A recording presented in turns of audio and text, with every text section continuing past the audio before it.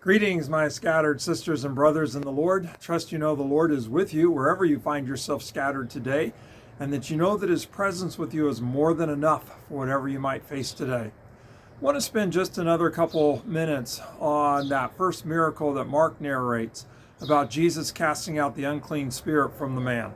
So let me go ahead and read it again. It's found in Mark chapter 1, beginning at verse 21. Jesus and his disciples went to Capernaum, and when the Sabbath came, Jesus went into the synagogue and began to teach. The people were amazed at his teaching because he taught them as one who had authority, not as the teachers of the law. Just then a man in their synagogue who was possessed by an unclean spirit cried out, "What do you want with us, Jesus of Nazareth? Have you come to destroy us?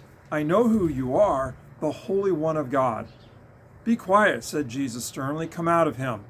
The evil spirit or unclean spirit shook the man violently and came out of him with a shriek.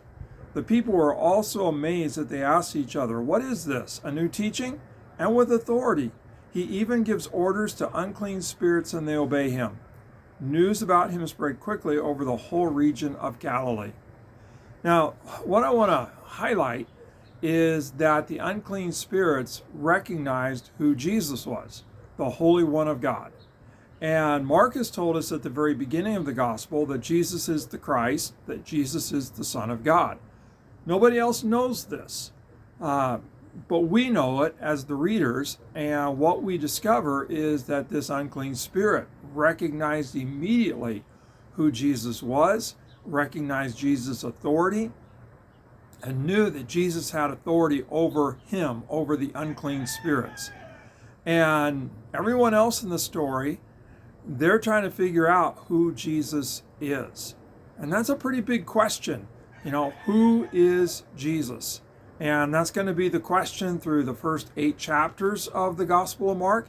And it's really a question that every single one of us has to answer, come to terms with who is Jesus. The second thing I want to highlight is that the unclean spirit recognized who Jesus is, the Holy One of God, and recognized the authority of Jesus and obeyed. When Jesus gave the command, the unclean spirit was gone, the man was liberated, the man was free of that unclean spirit. So the unclean spirit recognized the authority of Jesus and obeyed. That's kind of the big question is, do we recognize the authority of Jesus? Do we obey? The crowds, they marveled at Jesus' authority, but there's no report, at least at this point, of the crowds obeying Jesus and his teaching, of putting into practice what Jesus was trying to teach them, and accepting Jesus' authority. They recognized he had authority, but that authority didn't in their minds, didn't carry over to them. And maybe that's the biggest question, who is Jesus? And if we know who Jesus is and we know his authority, then we're going to obey him. We're going to put his teachings into practice. We're going to listen to him. And if we're not listening to him, if we're not following him, if we're not obeying him, then truth is we really don't know him. We really don't know his authority. And so at this point in the story, it's kind of like the unclean spirit is ahead of everyone else. The unclean spirit knows who Jesus is, and the unclean spirit recognizes Jesus' authority and is obedient. Is the unclean spirit ahead of you and me? Man, that's kind of a tough question.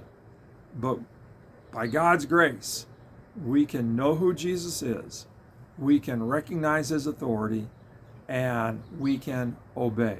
He is worthy of our obedience. He has all authority. Well, God bless. Have a great day. Don't let an unclean spirit get ahead of you when it comes to Jesus. Know who he is, recognize his authority, and obey him. God bless.